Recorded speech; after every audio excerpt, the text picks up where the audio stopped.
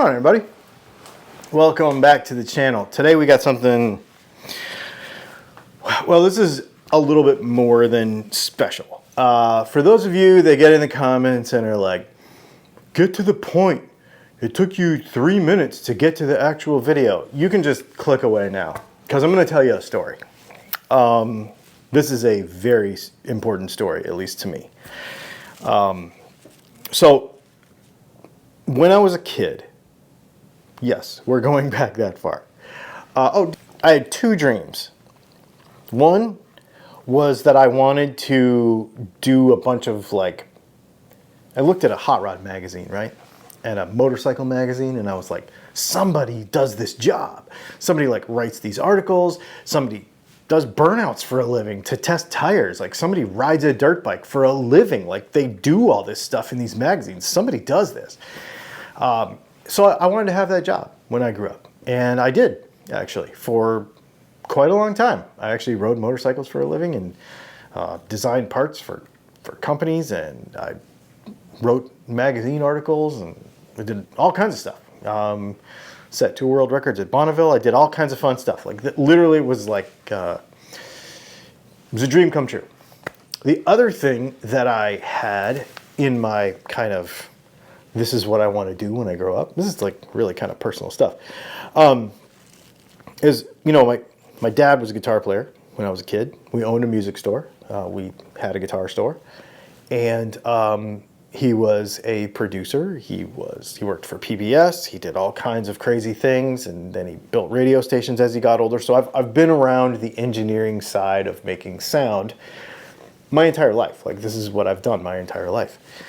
But all along the way, one of the things that I always wanted to do is I wanted to have a guitar brand with my name on it. And about 10 years ago, I realized that dream. For those of you that are newer to the channel, you may not know this, but we have, I don't know, there's probably 100 or so, maybe more, of my guitars out in the world. Dylan Custom Guitars. This one that I'm holding right here is one of them. And this is the only one that I actually have. Everything else sold. I sold it. It became someone else's. They're all out there in the world. They all have stories, people are using them, and people will text me every once in a while and be like, oh yeah, I had somebody text me the other day. I don't even play electric guitar anymore, but I still have the guitar that you built me. It's just so cool, right? And, I've had people touring with them. I've had people using them. Super cool. Obviously, I think we've made about 10,000 pickups now, something like that. So the pickup thing is its own thing, but having a guitar with my name on the peghead was a huge deal. Something is a dream that I wanted to have since I was a little kid. And so, of course, I realized that. This guitar is specifically special. So what we're going to do with this guitar today is I'm going to tell you why this particular guitar is special. The other thing we're going to do is we're going to use it. It has the pickups that I built the guitar with now. But we today are going to come out with another set of Strat pickups that I've been kind of thinking about for a while. For those of you that follow the channel, you already know what they are. And so we're going to talk about that, but I'm just going to give you a quick tour of this guitar and tell you why it's important. Then we're going to get it over on the bench. We're going to rip it apart, and we're going to put new pickups in it. And you're going to hear them, and I'm going to tell you the story behind those pickups too. So what is this thing? Well, obviously it's a Strat copy, right? It is what it is. It's a Strat copy. I'm a big Strat guy. I love Strats. I've had them since I was a little kid. Since I was 13 years old, I got my first Strat. Still have it, actually. And one of my buddies has a 1959 Stratocaster, a real one. And it's Shoreline Gold. It's a refin, Shoreline Gold. And about in 2017, that's what the serial number on this particular guitar says, I decided that I wanted to make a Shoreline Gold Strat that kind of looked like his. I thought it was really cool. And so we lacquer checked the finish. Now, it doesn't have a 7 1/4 radius. I believe this is a 9.5 inch radius. This is actually a Richlight fretboard. We were doing a bunch of testing with Richlight, and so this is a Richlight fretboard. It's got the side glow dots on it. We've got Clusen locking tuners that look vintage. We've got our classic 5 pickups in this thing. I think these feel like, yeah, these are Bourne's pots, Oak Grigsby switch, Clusen bridge. This is a nitrocellulose finish that has then been checked and used. Looking, we've got, I never like back covers, so we never included the back cover. All nickel hardware, of course, and little kind of contour here. It's pretty cool. Medium jumbo frets. This is a Tusk nut, and yeah, it's a really cool guitar. That's not what makes it cool. What makes it cool is when I got it done, I put an ad on the I put it up for sale. And in about 3 hours, this happened a lot. These guitars that we built did not last very long. They sold fairly quickly. And this particular guitar, though, the story is in the serial number. The serial number is RRCD 11517. And the reason that's important is because the RRC is my grandfather's initials. The D is, of course, my name. And then 11517 is when we actually serialed the guitar, and that's when it went off to its new owner, which was my grandfather. My grandfather actually called me and said, I want that guitar. I saw it on Facebook, and I want to buy it. I have one of his first, or if not his first guitar, also in a closet in there, which maybe I'll do a video on that. This was the last guitar he ever purchased in 2017. I'm pretty sure that's true. In fact, I'm positive that's true. And about 3 years ago, he passed away. And he was my favorite grandfather, of course, and got to spend a lot of time with him. And knew him for a long time. He is the person who inspired me to buy a motorhome and travel the country. Yeah, he meant a lot to me. My aunt called me a couple of months ago and said, hey, I have Grandpa's guitar that you built him, and we want you to have it. So 4th of July weekend, this week, I drove to Illinois and I picked it up. And so now I have my grandfather's first guitar and his last one. And this particular build means a lot to me because this is one of my favorite guitars that I've ever built. There's one other one out in the world that's in California. There's two, actually. There's one out in California that I really, really love. There's one here in Augusta, Georgia that I really, really love. And this one. Probably my top 3 favorite guitars that I've ever built. And I get to have it back. So it's pretty awesome. That's the story. I know it's a lot of talking. I don't care. I had to tell you the story. I'm going to get it over on the bench, and I'm going to show you what we're going to do with it. Actually, let me show you my other favorite Strat real quick.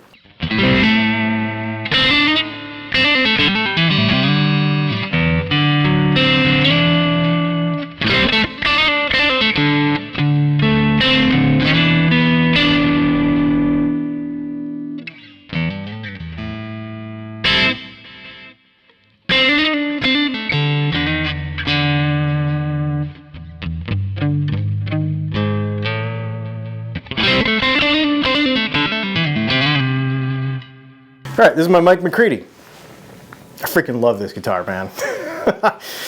Really love this thing. And you know, I've always wanted to do a McCready set of pickups. Let's get that one over the bench, rip it apart. Let me show you what I made. All right, so let's go back to this Strat. I'm gonna tell you some stuff. Coming out with a new set of pickups. So let's just real quickly go through why I love this guitar.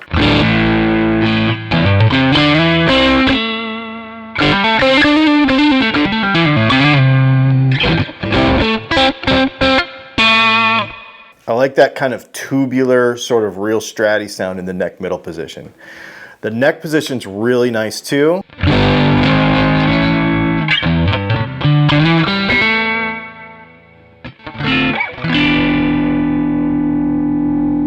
But I think it could give it a little bit more balls to it, I think.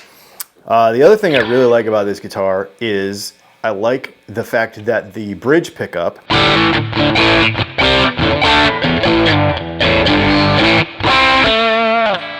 is not super thin and you can actually play it. You know what I mean?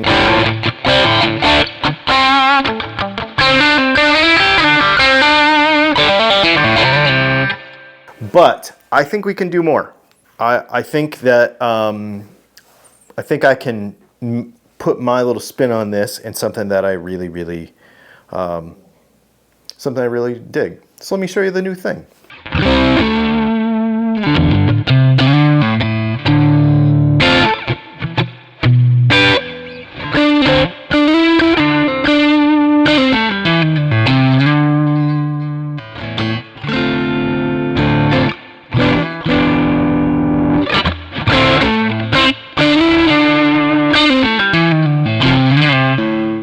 So, a little hotter, little bit bigger low end. Welcome to the Highway 99. That's what we're calling these. The Highway 99 pickups. This is named after a road that for those of you that are familiar with the Seattle area in the 40s and 50s, apparently it's a strip mall now. But I wanted to have a Seattle motorsports name, and the Aurora Speedway was on Highway 99. So that's what we're calling these babies right here.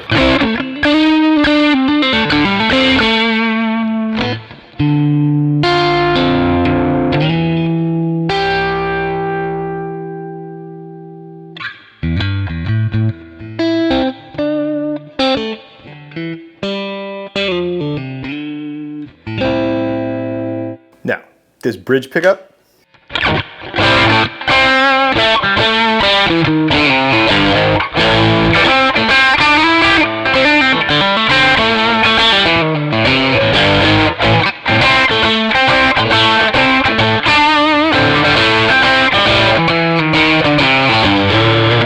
Dude, I love it. So I love that bridge pickup. I love this one more. This is super fun. It's just got a bunch of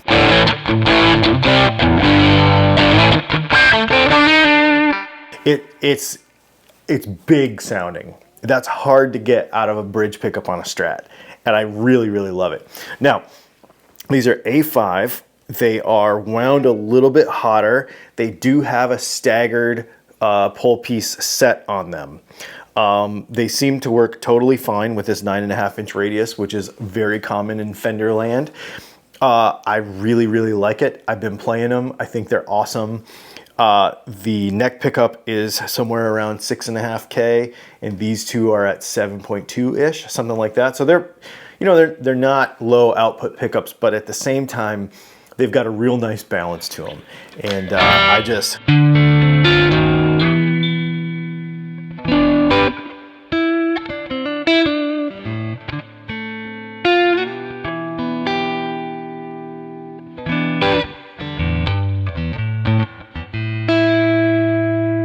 That's with the volume at 3.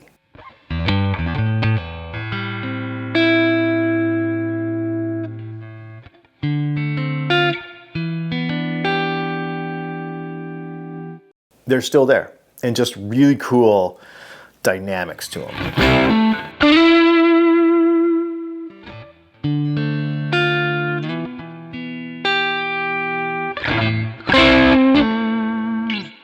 Just with the knob, you could just do all kinds of various things, and man, it's so cool. So this guitar is amazing. These pickups are amazing. I hope you go to Dylan Talks Tone as soon as you can and pick up a set of the Highway 99s. I think you're gonna dig them. We're also gonna have some Highway 99 special merch that is going to be released at the same time. A t-shirt, I think. It's gonna be pretty cool. I hope you enjoy them. This was not meant to be, that's something I want to get very clear here. This was not meant to be an A-B between this guitar and us making, Mike McCready pickups better than Fender. That was not the goal. The goal with these pickups was really to take everything I love about this guitar, because I love this guitar, and then just put kind of my Dylan spin on it and make just the little tweaks that I think are kind of fun. You know, this isn't a better or worse thing because I'm going to play that guitar just as much. These are the two Strats that are out in the rotation right now. But just to have that little, well, I'm going to put my own spin on it. You know what I mean? So I don't want people to get in the comments and be like, oh, that one sounds better than that one. It doesn't sound like whatever. I don't care about that. What I care about is I took a pickup that I really like and made one that I also really like.